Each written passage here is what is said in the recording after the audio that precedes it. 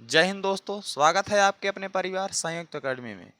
आज हम बात करेंगे बायोलॉजी के महत्वपूर्ण पार्ट सेल के बारे में, कोशिका के बारे में। कोशिका के बारे में हम विस्तार से समझेंगे। क्या यहाँ से रेलवे में कुछ प्रश्न पूछे जाते हैं? जी बिल्कुल। कोशिका से आप चाहे जिस पार्ट में आप विज्ञान से प्रश्न, बायोलॉजी से प्रश्न रहेगा, वहाँ से जरूर कोशिका से प्रश्न पूछ लेता है। तो एक तो आपके पेपर के लेवल से भी मोस्ट इम्पॉर्टेंट है और आपके दैनिक जीवन में भी सेल का महत्व है।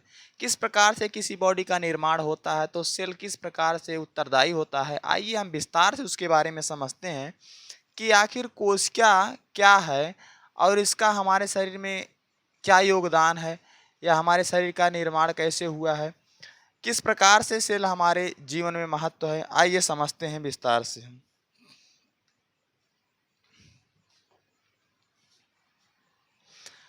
तो हम बात करते हैं कोशिका के बारे में।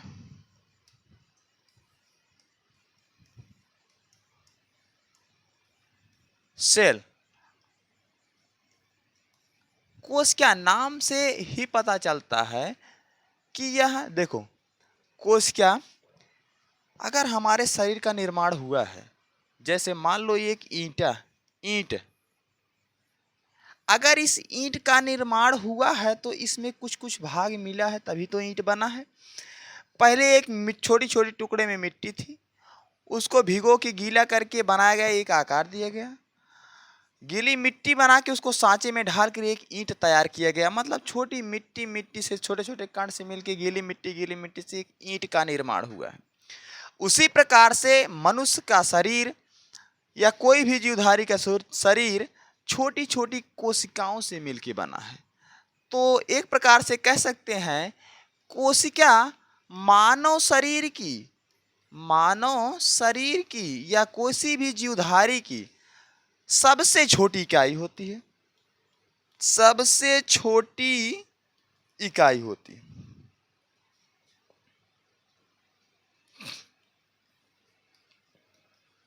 तो कोशिका क्या होती है? मानव शरीर की सबसे छोटी इकाई होती है। छोटी छोटी कोशिकाओं से मिलकर एक मानव शरीर में लगभग 30 से 40 ट्रिलियन 30 से 40 ट्रिलियन औसतन इतनी कोशिकाओं का अनुमान लगाया गया है। अभी तक किसी ने पता नहीं कर पाया है, कोई ऐसा वैज्ञानिक नहीं है जो पता कर सके कि एक मनुष्य में कितनी कोशिकाएं होती हैं। लेकिन औसतन बोले तो औसत निकाल के, कुछ सभी व्यक्तियों का औसत निकाल के एक अनुमान लगाया गया कि 30 से 40 ट्रिलियन कोशिकाएं एक जीवधारी, एक जीवन मानव शरीर में होती है। चलिए देखते हैं और किस प्रकार से कोशिकाओं का पता कब चला और किसने किया। तो सबसे मेन पॉइंट है, तो कोशिका क्या है? कोशिका अंग नहीं है, एक इकाई है, हमारे शरीर की छोटी सी इकाई है जिससे हमारे शरीर का निर्माण हुआ है। तो इसका सबसे पहले कोशिका का पिता या कोशिका की जो खोज करता है, उन्हें रॉबर्ट हुक को माना जाता है। रॉबर्ट हुक को कोशिका की खोज, ये ग्रुप डी में पूछा भी गया था प्रश्न कि कोशिका खोज किसने किया था। इन्होंने मृत कोशिका की खोज किया था तो कोशिका का खोज, लेकिन इसने मृत कोशिका की खोज किया था रॉबर्ट हुक ने 1665 ईस्वी में। इन्होंने मृत कोशिका क्या है? मृत कोशिका मतलब मरी हुई कोशिका। अच्छा, मृत कोशिका कैसे पता चलेगी?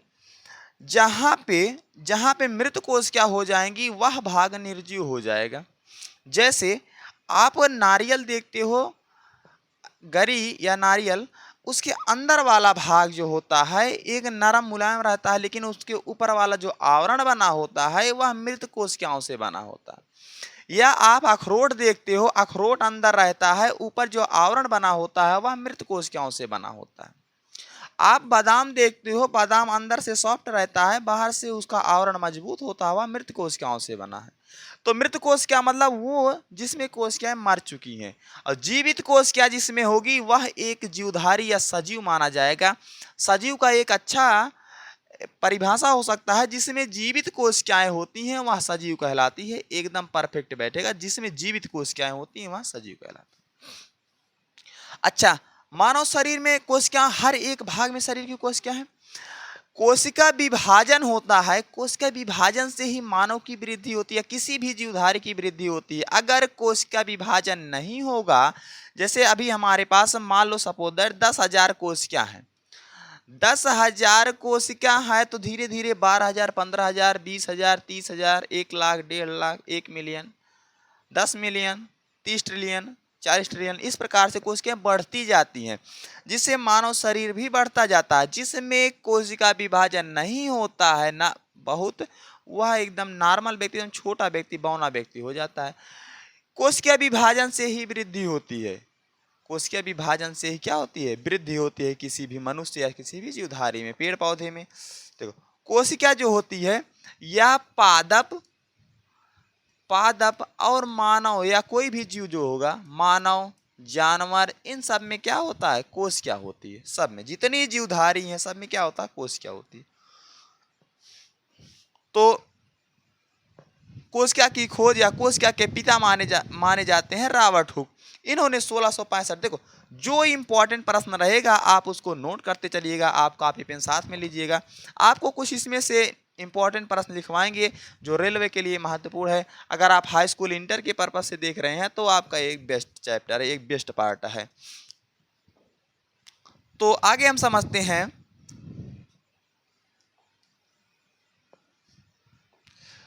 उसके बाद जीवित कोशिका की खोज। मृत कोशिका की खोज रॉबर्ट हुक ने किया, और जीवित कोशिका की खोज एंटिनो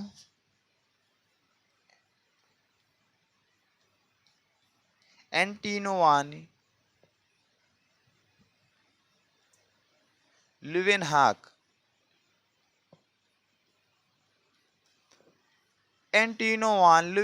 ने किया। जीवित कोशिका की खोज। जीवित कोशिका कैसे पता चलेगी? जीवित कोशिका, जितना भी हरे पौधे होंगे, जितने भी पौधे होंगे, जितने भी जीवधारी होंगी, अगर उनमें जीव है, जीवित कोशिका है, तो वह एक सजीव है।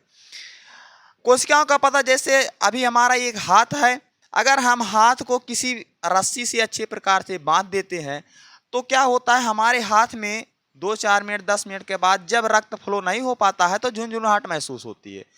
झुंझुनाहट महसूस इसलिए होती है क्योंकि रक्त माइटोकॉन्ड्रिया ही रक्त से कोशिका ऑक्सीजन ले जाकर कोशिकाओं तक पहुंचाएगा, जिससे कोशिका जीवित रहेगी। अगर नहीं पहुंच पाएगा रक्त तो हमारे हाथ में झुंझुनाहट उत्पन्न होने लगती है, कोशिकाएं मरने लगती है। अगर आपका हाथ 1 घंटे तक बांधा रहेगा तो आपका हाथ शून्य हो जाएगा। अगर यही हाथ 1 दिन या 2 दिन तक बांधा रहेगा तो पैरालाइज हो जाएगा, आपका हाथ काम करना बंद कर देगा। क्यों? क्योंकि अभी जितनी आपके हाथ के जिस साइड से बांधा रहेगा, जहाँ पे रक्त नहीं पहुँच जाएगा, सभी कोशिकाएं मर जाएंगी और आपका हाथ वहाँ से काम करना बंद कर देगा। यह आप जब बैठे रहते हैं, खाना वाना खाते हैं, तो देखो पैर आपका मुड़ा रहता है तो आप में झुंझुनाहट उत्पन्न हो लगती है। जहाँ पे नस दबने लगेगी, रक्त फ्लो नहीं होगा, वहाँ की कोशिकाएं मरने लगेंगी, अब आपके शरीर में झुंझुनाहट उत्पन्न होने लगेगी, जिससे पता चलेगा कि कोशिकाओं को तकलीफ हो रही, कोशिकाएं मरने लगी हैं। तो इसलिए आप जैसे खड़े होते हैं, चलते फिरते हैं, आपका रक्त सही हो जाता है, आने जाने लगता है, इसलिए आप फिर से सही हो जाता है नॉर्मल शरीर। चलिए आगे समझते हैं।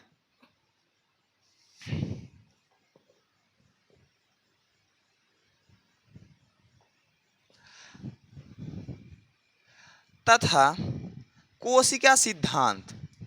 कोशिका सिद्धांत ये भी इंपॉर्टेंट प्रश्न है। कोशिका सिद्धांत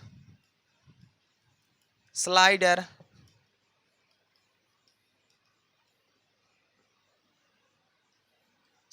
एम्सन ने दिया। कोशिका सिद्धांत किसने दिया? स्लाइडर और स्वान नामक वैज्ञानिक ने कोशिका सिद्धांत दिया। ठीक, कोशिका के बारे में इन्होंने अध्ययन करके बताया। और कोशिका, एक तो सेल का अर्थ कोशिका होता है, लेकिन साइटो का अर्थ होता है कोशिका, इसलिए कोशिका का अध्ययन कहलाता है साइटोलॉजी। ये काफी इंपॉर्टेंट प्रश्न है। कोशिका का अध्ययन बार बार पूछता है कि कोशिका अध्ययन क्या कहलाता है? कोशिका का अध्ययन कहलाता है साइटोलॉजी। ठीक, कोशिका, साइटो मतलब कोशिका, सेल मतलब भी कोशिका होता है। साइटोलॉजी मतलब कोशिका का अध्ययन, जिसके बारे में किया जाए, कोशिका का पता लग जाए, वह क्या है? साइटोलॉजी। आगे हम समझते हैं। देखो, अब पूरे संसार की सबसे छोटी कोशिका तथा सबसे बड़ी कोशिका किसमें होती है? जब विश्व स्तर की बात आ जाए कि सबसे छोटी कोशिका किसकी होती है, तो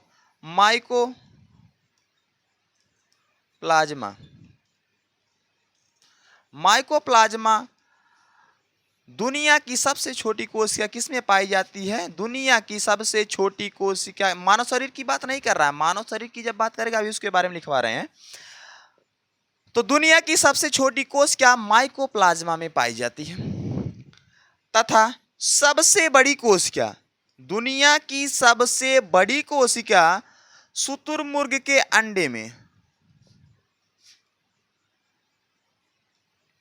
शुतुरमुर्ग के अंडे में पाई जाती है। ये दुनिया की सबसे बड़ी।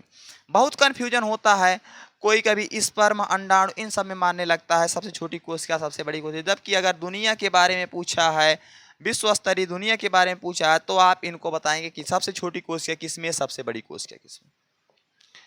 अगर बोला कि मानव शरीर की सबसे छोटी या बड़ी, मानव शरीर की, जब मानव शरीर की सबसे छोटी कोशिका पूछा है, मानव शरीर की सबसे छोटी कोशिका, तब आप कहेंगे स्पर्म की, मानव स्पर्म की, ठीक, शुक्राणु की, स्पर्म की, जो कुछ इस तरह से।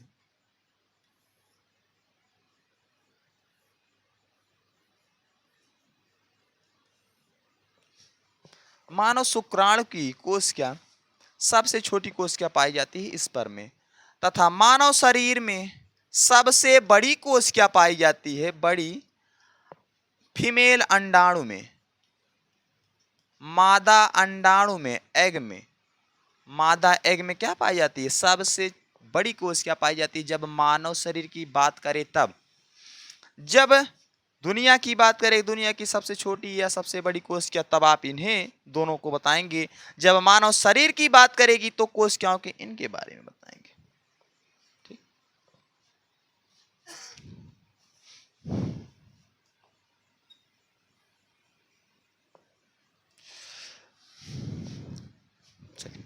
अब आगे समझते हैं। जो जितना भी इंपॉर्टेंट प्रश्न लिखा रहे हैं ये इंपॉर्टेंट है, अभी कोशिका के बारे में अच्छे से समझेंगे हम।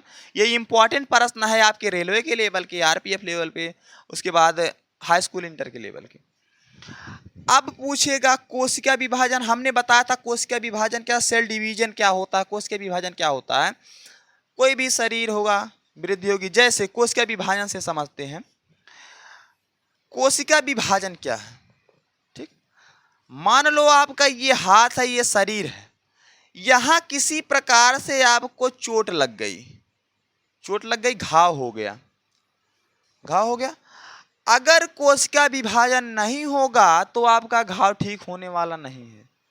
जैसे आपका घाव रहेगा सेम उसी कंडीशन में घाव पड़ा रहेगा, ठीक। उसमें सड़न होगी, तमाम प्रकार की प्रॉब्लम होगी। तो आपकी जो घाव लगा है, अगर कोशिका विभाजन होगी तो घाव आसानी से धीरे धीरे कुछ समय के लिए 10 दिन 15 दिन में घाव ठीक हो जाता है। क्यों, कैसे ठीक हो जाता है? क्योंकि कोशिका विभाजन और सेल डिवीजन हो रहा है। कोशिका विभाजन से क्या होता है, इन घाव को कोशिकाएं भरने लगती हैं। डॉक्टर क्या करता है, डॉक्टर इसमें एक मलहम, जो बीटाडीन या सिप्लाडीन या अन्य जो भी दवा होगी, इसके अंदर दवा डालता है। दवा से क्या होता है कि बाहरी जो बैक्टीरिया नहीं आ पाती हैं, तथा अंदर से जो कोशिका विभाजन हो रहा है वह तीव्र गति से होने लगता है, जिससे आपका घाव आसानी से ठीक हो जाता है। अब डॉक्टर वो इंजेक्शन देगा, वह दवा देगा जिससे आपका सेल डिवीजन काफी फास्ट तरीके से हो, जिससे आपका घाव आसानी से ठीक हो सके। तो बात करते हैं कि मानव शरीर में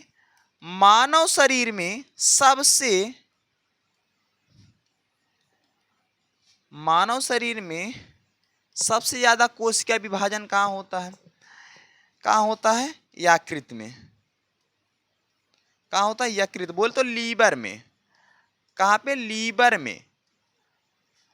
सबसे ज्यादा कोशिका विभाजन मानव के शरीर के लीवर में होता है। लीवर बोल तो यकृत या कलेजा जिसे बोलते हैं, उसमें क्या होता है, मानव शरीर में सबसे ज्यादा सेल डिवीजन, कोश का विभाजन मानव के यकृत में होता है। अगर आप यकृत का कुछ भाग काट के निकाल देते हैं तो क्या है, जल्दी से जल्दी यह कोश का विभाजन करके फिर अपने जितना आप निकाले रहेंगे उसका आकार फिर से बढ़ के एक नॉर्मल यकृत का आकार ले लेगा। मानव शरीर में सबसे ज्यादा कोश का विभाजन होता है यकृत में। यह भी प्रश्न इंपॉर्टेंट है कि सबसे ज्यादा कोश का सेल डिवीजन कहाँ पे होता है, मानव शरीर के यकृत में। यकृत आ गया, इसके बारे में 2 मिनट 1 मिनट लेंगे कि यकृत क्या काम करता है। यकृत मानव शरीर की सबसे बड़ी ग्रंथि है। क्या है, सबसे बड़ी ग्रंथि है। ठीक है, चलिए यकृत के बारे में बाद में हम समझेंगे, अभी तो हम कोशिकाओं के बारे में। मानव शरीर की सबसे बड़ी ग्रंथि कौन है, यकृत। सबसे ज्यादा कोश का विभाजन कहाँ होता है, यकृत में। आगे बढ़ते हैं, चलिए अगला पॉइंट समझते हैं। और सबसे कम विभाजन ना के एकदम कोश का मानव शरीर में ऐसा भाग है, मानव शरीर में सबसे कम या कह सकते हैं कोश का विभाजन ही नहीं होता है, सबसे कम या नहीं होता है, तो वह है आपका न्यूरॉन।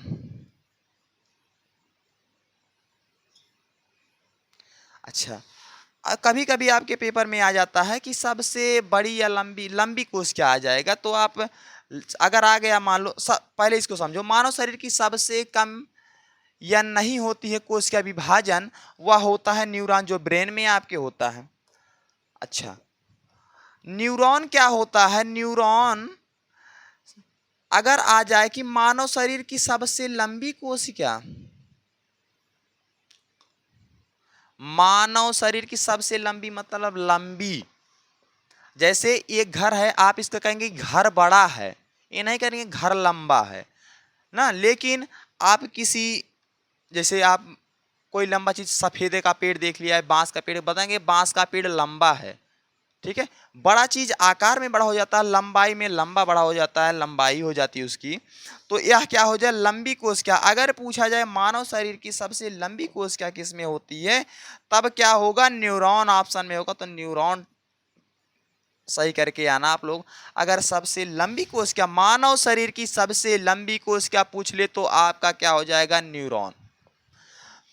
मानव शरीर में सबसे कम कोश का विभाजन न्यूरॉन में होता है। न्यूरॉन बोले तो ब्रेन, ब्रेन में। अगर आपके ब्रेन में, आपके पहले सर में चोट लगेगी, अगर आपके सर में चोट लग रही है तो पहले तो आपका त्वचा फटेगा, त्वचा फटेगा, ब्लड निकलेगा, आप सही हो जाएगा। या त्वचा नहीं फटा, वैसे नॉर्मल हमारा फटा नहीं और चोट लग गई तो क्या होगा, त्वचा फूल जाएगी। त्वचा क्या हो जाएगी, सर पे इस तरह से एक आकार ले लेगा, देशीय भाषा में उसे बोलते हैं गुरमा निकलना, गुरमा बोलते हैं, गुरमा। ठीक है, ये रहा, ये त्वचा होता है जिसमें क्या होता है, स्लो सूजन आ जाती है, सूजन आ जाती त्वचा में। या अगर फट गया तो त्वचा में सूजन नहीं आती। देखो नॉर्मल अगर कोई चीज लगेगा, चोट लगती है सर में, सबसे पहले इस तरह से त्वचा, अगर नहीं फटा तो कुछ इस तरह से आकार ले लेगा, जिससे आप इसको रगड़ोगे या किसमें हल्दी वल्दी लगाओगे तो नॉर्मल हो जाता है। तो अगर यहाँ पे त्वचा फट गई तो ठीक है, अगर त्वचा के नीचे हड्डी में लग गया फिर भी ठीक है, कोश का विभाजन नहीं होगा, हड्डी उड्डी ठीक हो जाती है। लेकिन हड्डी के नीचे अगर आपकी इस ब्रेन में लग गया, जहां पे कोश का विभाजन न्यूरॉन है उसमें कोश का विभाजन नहीं होता, अगर यहाँ पे चोट लग गई तो यह चोट जल्दी ठीक नहीं होती। क्यों नहीं ठीक होता है, क्योंकि इसमें सेल डिवीजन, कोश का विभाजन नहीं होता है, इसलिए चोट ठीक नहीं होती है। ठीक, इसलिए क्या होता है कि आप लोग अपने ब्रेन को सेफ्टी रखें और गाड़ी मोटर चलाएं तो हेलमेट का प्रयोग करें। आगे समझते हैं।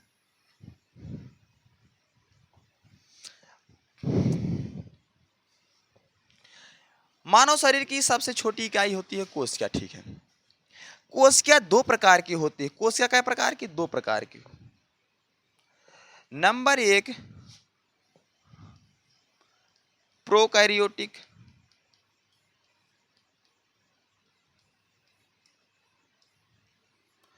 Number 2 eukaryotic.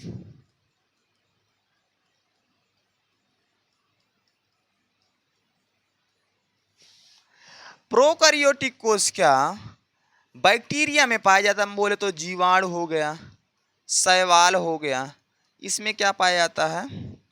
प्रोकैरियोटिक कोशिका। यूकैरियोटिक हो गया, पादप हो गया,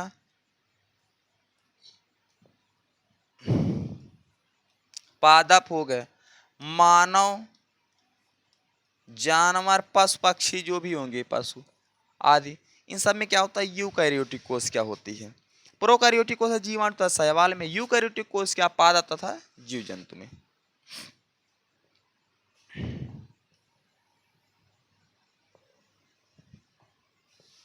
अब हम बात करते हैं कोशिका झिल्ली। कोशिका झिल्ली, कोशिका झिल्ली पादप में भी होती है और मानव में भी होती है। मानव या जीव जंतु जितने होंगे इसमें होती है क्या? कोशिका झिल्ली पाई जाती है। क्या पाई जाती है? कोशिका झिल्ली। यह कोशिका झिल्ली बोले तो जिसमें कोशिका रहती है वही कोशिका झिल्ली लेयर, ठीक है। ये एक पॉलीथीन बोले तो इसी में कोशिका रहती है। क्या पाई जाती है? कोशिका झिल्ली पाई जाती है।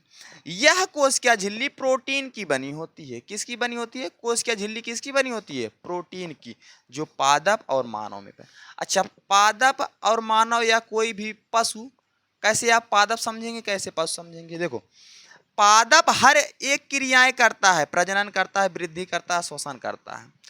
पादप एक स्थान पर स्थित रहता है, जबकि मानव या पशु चलते फिरते रहेंगे। पादप एक स्थान पे अपना हिलता डुलता रहेगा, लेकिन जो पशु होंगे, जानवर होंगे, मनुष्य होंगे, वह एक स्थान से दूसरे स्थान तक जा सकते हैं। ये मेन डिफरेंस होता है पादप और मानव में या पशु में, ठीक। कोशिका झिल्ली पाई जाती है पादप और मानव जीव जो बनी होती है किसकी? प्रोटीन की। अब बात करते हैं कोशिका भित्ति, बोले तो सेल वॉल। सेल वॉल के बारे में बात करते हैं। कोशिका भित्ति,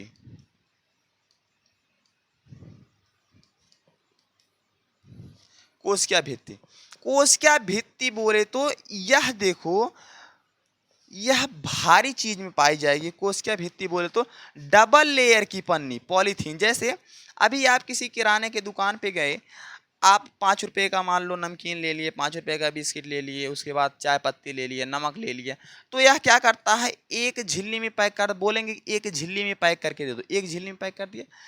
उसके बाद अगर काफी ज्यादा सामान होता है, झिल्ली फटने की चांस रहती है। अगर भारी सामान है तो आप कहते हैं भैया एक पॉलीथीन और लगा दो, डबल पॉलीथीन कर दो।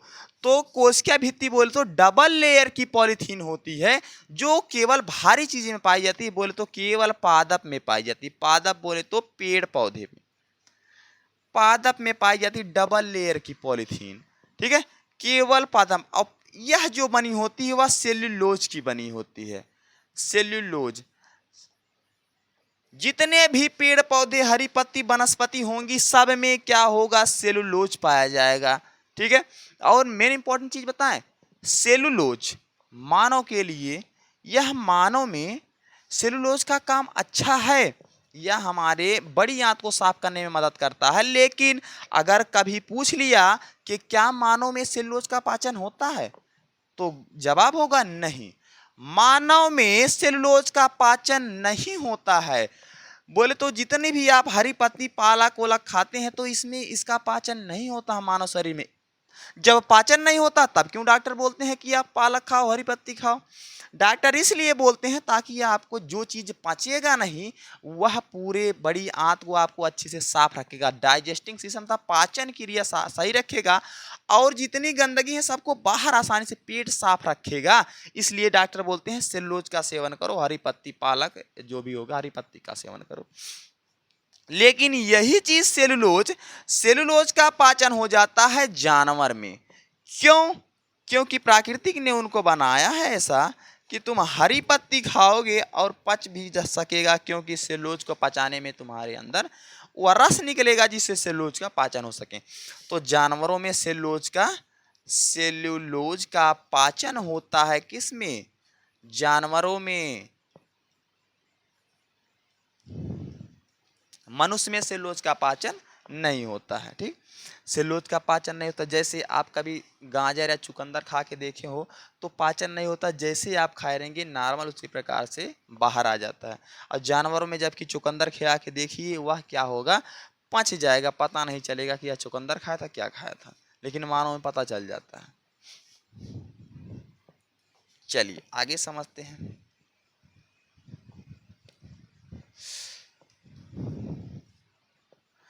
तो कोशिका भित्ति किसकी, सेलुलोज की बनी होती है। ठीक है,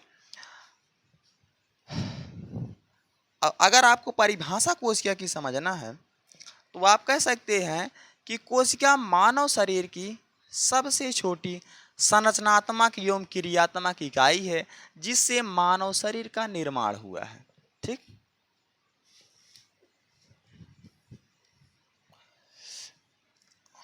कोशिका, कोशिकाओं के समूह को ऊतक कहते हैं। क्या कहते हैं, ऊतक। देखो हमारे शरीर का निर्माण कैसे हुआ समझो, छोटी छोटी कोशिका मिलके क्या बनाई, ऊतक। छोटे छोटे ऊतक मिलके अंग बनाए हैं, छोटे छोटे अंग मिलके हमारे शरीर का निर्माण हुआ है। शरीर का निर्माण हुआ, देखो कैसे प्रोसेस है। पहले सबसे छोटी कोशिका, मतलब पहले शरीर का सबसे छोटा भाग या इकाई बोल तो कोशिका, कोशिकाओं के समूह को ऊतक, ऊतकों के समूह को अंग, अंगों के समूह को शरीर कहा जाता है। बॉडी का निर्माण हमारे हुआ छोटी कोशिकाओं से। जिस प्रकार से आप ईंट लाते हो, ईंट से दीवार बनती है, दीवार से उसके बाद आपका मकान बनता है। छोटी छोटी चीज से आप कैसे कैसे जोड़ के इस प्रकार से एक मकान का निर्माण करते हैं। उसी प्रकार से कोशिका, ऊतक, अंग, शरीर, इन सब से निर्माण होता है एक मानव शरीर का या एक पौधे का या पेड़ पौधे का। ठीक है, आगे समझते हैं। अच्छा, कोशिका है तो कोशिका को जीवित रखने के लिए ऊर्जा भी चाहिए। कोशिका को भी ऊर्जा चाहिए, वह जीवित है, ऑक्सीजन चाहिए, उसको भी ऊर्जा चाहिए। तो कोशिकाओं को ऊर्जा कहाँ से मिलता है, तो माइटोकॉन्ड्रिया से मिलता है। तो माइटोकॉन्ड्रिया के बारे में समझते हैं। माइटोकॉन्ड्रिया, माइटोकॉन्ड्रिया माइटोकॉन्ड्रिया की खोज किया था वैज्ञानिक कॉलिकर ने।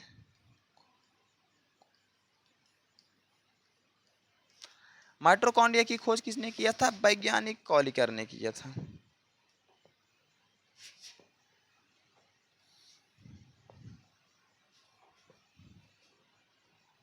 माइटोकॉन्ड्रिया की खोज किया था वैज्ञानिक कॉलिकर ने। ठीक, अब क्या होता है माइटोकॉन्ड्रिया क्या करता है, कोशिका को ऊर्जा देता है। कोशिका को क्या करता है, ऊर्जा देता है। कौन, माइटोकॉन्ड्रिया। माइटोकॉन्ड्रिया क्या काम करता है, कोशिका को ऊर्जा देता है। और कोश माइटोकॉन्ड्रिया में ऊर्जा एटीपी के रूप में संचित है। एटीपी के रूप में, एडिनोसिन ट्राइफॉस्फेट, एडिनोसिन ट्राइफॉस्फेट। इसलिए क्या बोलते हैं, माइटोकॉन्ड्रिया को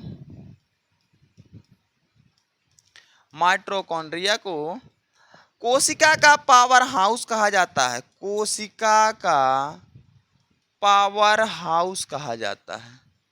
पावर हाउस बोल तो विद्युत घर या ऊर्जा गृह, जहां से कोशिकाओं को ऊर्जा मिलती है। यही माइटोकॉन्ड्रिया कोशिकाओं को ऊर्जा देता है, जिससे कोशिकाएं जीवित रहती हैं। ठीक, कोशिकाएं जीवित रहती हैं और जिससे हमारे शरीर में वृद्धि होती है, तमाम क्रियाएं होती हैं। कोशिका से ही बहुत कुछ होता है हमारे शरीर में। ठीक,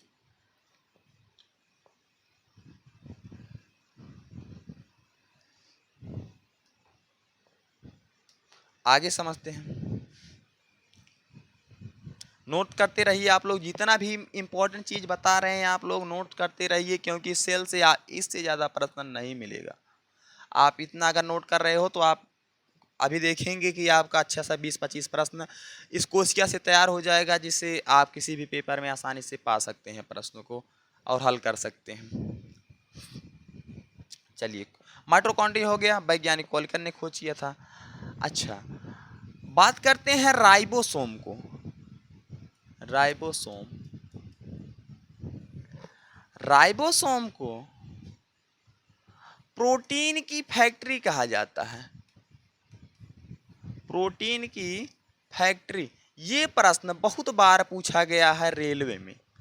राइबोसोम और लाइसोसोम में बच्चे बहुत ज़्यादा कंफ्यूज होते हैं। तो राइबोसोम को प्रोटीन की फैक्ट्री कहा जाता है और लाइसोसोम को कोशिका की आत्मघाती थैली कहा जाता है।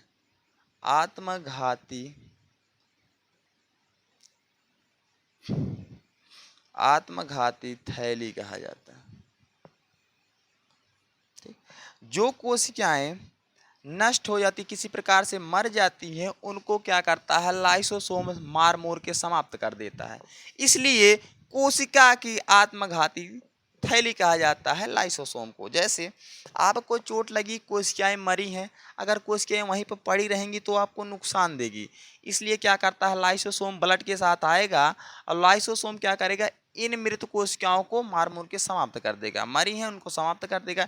इसलिए कोशिका की आत्मघाती थैली लाइसोसोम, प्रोटीन की फैक्ट्री राइबोसोम, कोशिका का पावर हाउस माइटोकॉन्ड्रिया को कहा जाता है। ठीक,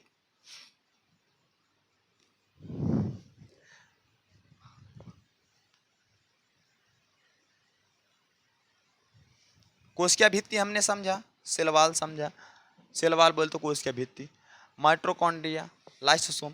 कोशिका में आप इतना चीज अगर कोशिका के बारे में जानते हैं, कोशिका डिवीजन, कोशिका विभाजन के बारे में हमने बताया, जीवित कोशिका, मृत कोशिका, जितना भी कोशिका के बारे में था आप लोगों ने अच्छे से सीखा।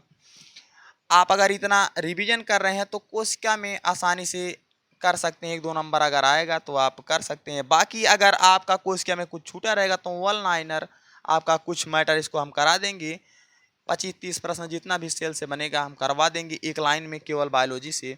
इससे आपकी कोशिका कंप्लीट हो जाएगी, आप आसानी से यहाँ से हल कर सकेंगे।